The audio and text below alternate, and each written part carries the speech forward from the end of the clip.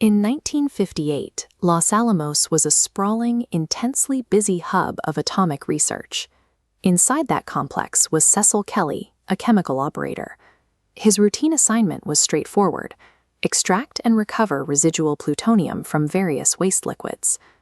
Looking at these standard chemical mixing tanks, you can spot the core safety flaw of the era. The industry was using wide-bodied vats with large spherical tops to process radioactive material, applying standard procedures without atomic-level safeguards.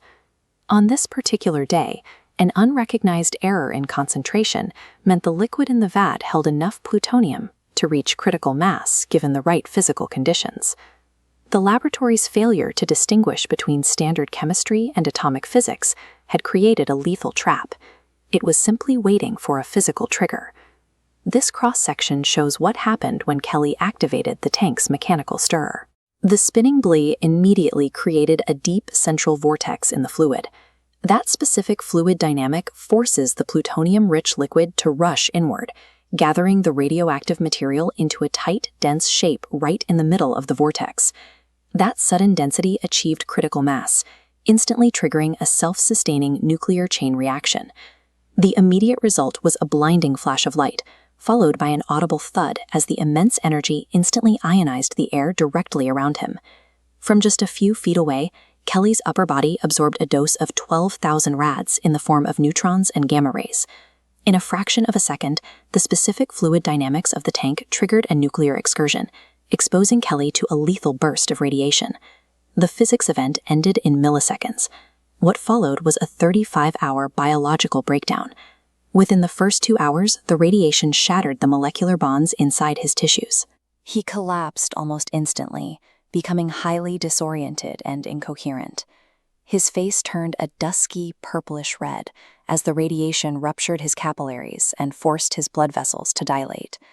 Severe, uncontrollable vomiting set in right away, triggered by the instantaneous, widespread cellular death of his entire stomach lining.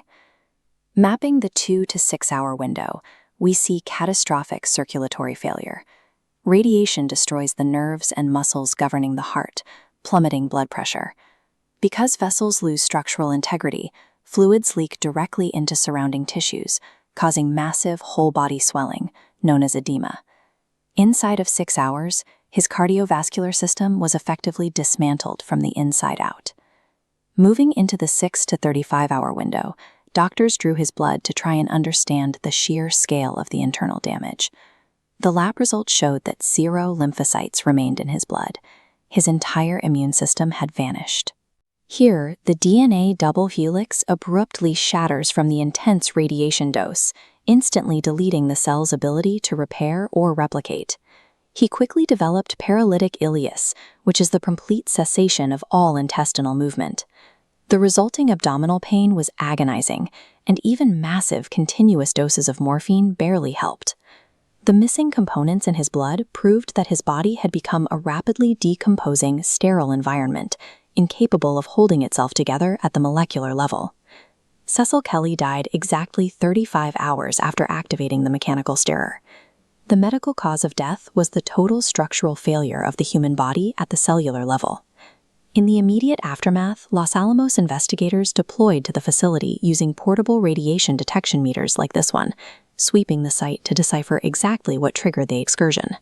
Their primary finding pointed straight to the geometry of the equipment. The wide, spherical shape of that chemical vat was the specific mechanism that allowed the critical mass to form.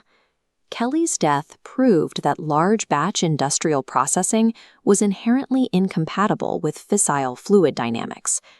That finding birthed a new industrial safety protocol, geometry-safe engineering. In this side-by-side comparison, the solution is visible. On the left is the fatal wide vat, forming its dense vortex.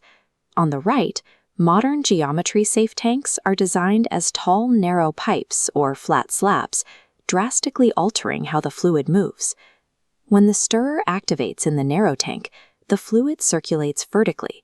It is physically impossible for a critical mass shape to form, even if the human operator makes a severe error in chemical concentration.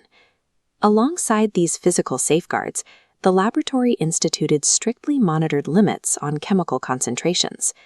Today, caution signs like this stand as symbols of those safety protocols.